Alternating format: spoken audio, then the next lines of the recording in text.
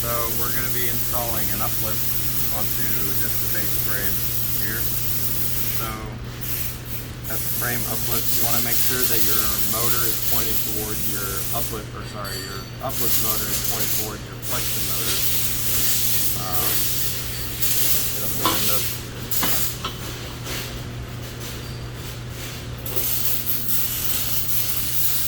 You want to try to line the holes with the side of the uplift up with the holes on the side of the base frame. You may also want to use a rubber mallet here. And you can use the mallet again. Holes lined up a little better. You can also take a, say like a screwdriver to go through and just make sure the holes are lined up that way. Or if you wanted to, you could also use a 3/8/16 tap, and if you were to run it through, it would line the holes up perfectly.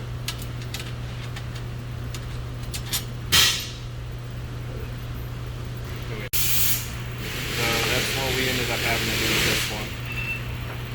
So I'm taking the screwdriver, I'm pushing it through, and then I'm looking through the hole just to make sure both of those are lined up properly.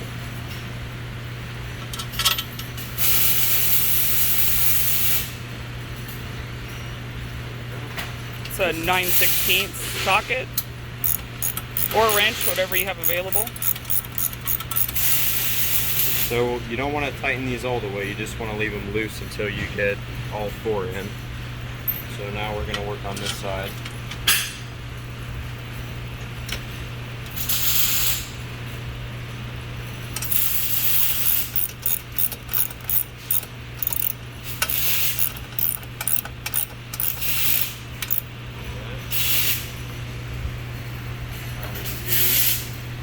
Same deal on this side.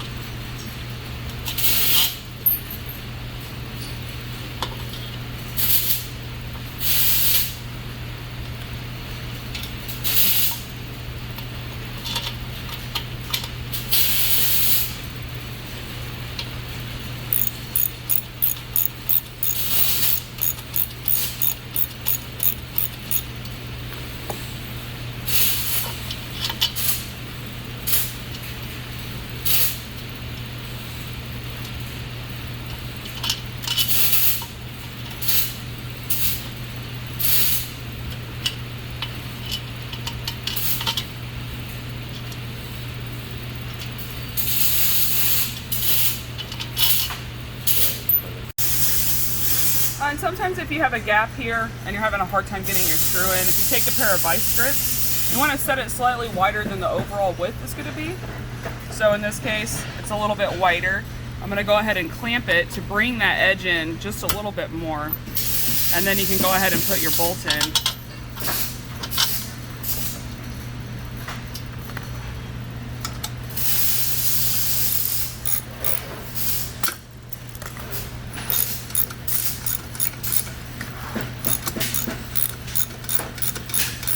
And now that we have all four bolts in, we're going to go ahead and tighten them all the way.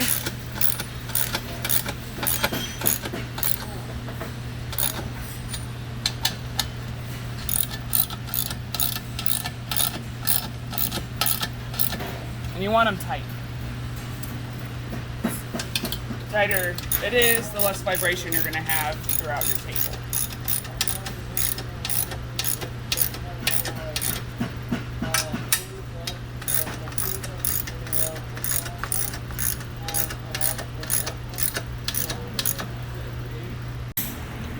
So here is the wiring for a Leander 950. So if we're trying to just make sure that the wiring's correct, we have the speed control here. We've got blue going into S1, brown going into S2, yellow going into S3. Then for the flexion motor, the red cable is your positive, which is going into the A1 spot, and your black cable, negative, is going into A2. Then we have the relays and the fuse controls. You have a white cable coming from the relay into the L1 spot, And then you have a blue cable coming from the fuses, or I guess specifically from the power into your L2 spot. Then you have some yellow and orange wires coming from the loom. Those would be going into your uplift capacitor down there. You want those on adjacent sides. Right, you don't want the wires to be plugged into the same terminal or the post. Then, lastly, you have your uplift control, which is a yellow, orange, and white coupler coming from the loom, going to a similar coupler on the uplift, just like that. And that is the complete wiring for removing and reinstalling a 950 block.